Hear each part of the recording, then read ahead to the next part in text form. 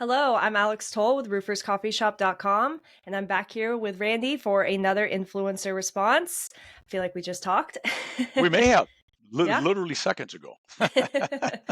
So, our July Roofers Coffee Shop question is: what steps can be taken to overcome growth plateaus and build the infrastructure needed to scale a business to the next level?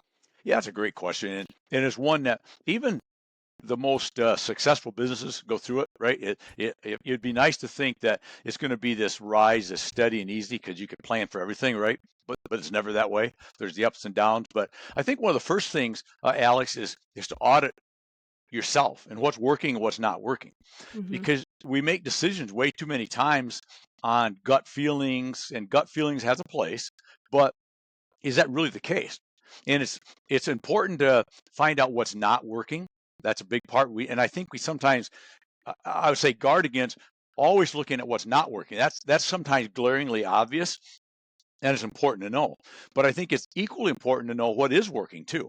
So let's fix what's not working. But if we don't know what's working well, we may inadvertently fix things that we probably ought to leave alone, or learn from, and make better. So I think auditing up front, and with that, document what you're auditing. Don't just sit and have meetings and talk about this stuff. Say, yeah, you know what?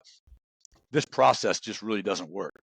But if you don't document it and be able to have everybody walk away from that meeting or those discussions and be able to actually do something actionable and come back to the table and explain to the group what we've done, here's where we're at. If you don't have that documentation, you're going to get lost, and you're not going Yeah. to remember what you were or were not doing, right?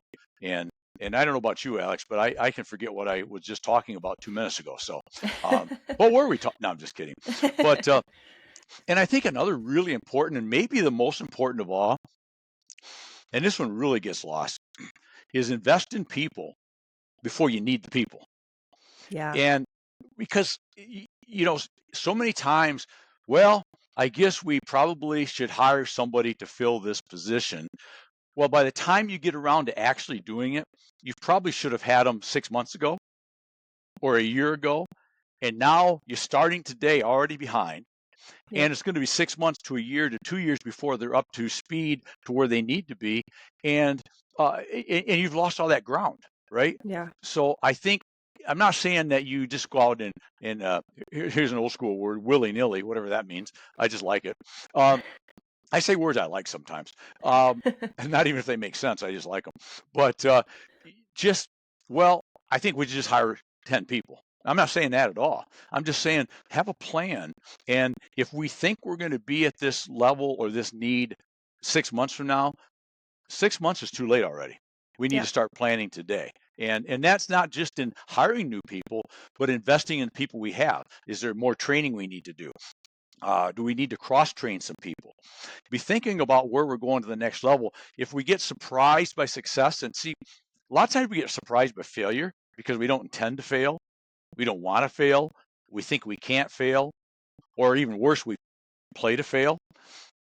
But what about playing to win? And if Yeah. you're playing to win and you're playing to be successful, you need to plan for that and assume and accept that in 6 months I'm going to be here. Now, something changes, you obviously might have to adjust, but don't wait until that time to make the change, because then it's already too late. And I think lastly, and probably is equally important on that too, is what is your customer's experience? See, customers have choices. There's that one really, really interesting thing about business, right? We there's this age-old thing. I hate policy. I understand the reason for policy. I understand we all have to have them, right? Hmm. But one of the words or statements that I hate more than anything, that I think is a killer to business, is when we say, well, it's not our policy, or it's our policy. Understand you got to have them, but watch how we deal with that, because as a consumer, I have a policy too. And my policy is, if I don't like your policy bad enough, I'm not going to give you my credit card.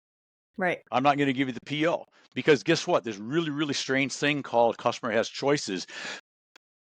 We, in a last conversation, we talked about a steakhouse, right? If I keep going to the steakhouse and I don't like something that happens there, I have a choice, because nobody at gunpoint makes me go to that steakhouse again. So I'm going to take Yeah. my credit card and I'm going to go to a different steakhouse. And it's the same thing in our world of roofing. If the experience is bad if you're not taking care of my issue, my problem, and just going, well, our policy says we won't do that. Like I said, my policy says, okay, I'll pay for what I owe you, but I'm never going to recommend you and I'm never coming back. So I think Yeah. we have to that and take care of your people and understand what your needs are two really probably of everything we talked about. They're all important, but those are ones that get missed a lot. Yeah, absolutely. Well, and there's this like fear too I've heard of like not wanting to invest in like a training for your employees because it's expensive and what if they get that training and then they leave.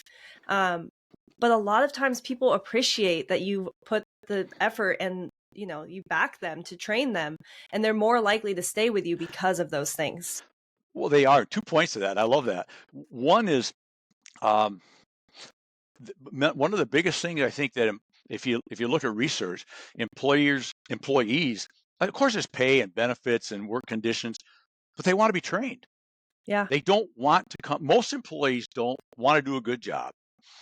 They want to be valuable. They want to be important. They want to be part of the team. They don't want to come in every day going, I don't know what the hell I'm doing. Yeah. They want to I be the don't know what expert.